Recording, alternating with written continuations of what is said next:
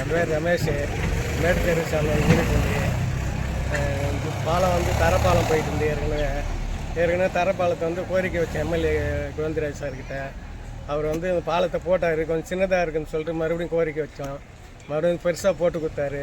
இப்போதைக்கு தண்ணி நல்லா போகுது, இப்போதைக்கு நல்லா இருக்குது. தண்ணி எல்லாம் வந்து கழிச்சின்னு போகுது, எல்லாமே நல்லா இருக்குது. கோவிந்தராஜ் சாருக்கு நன்றி.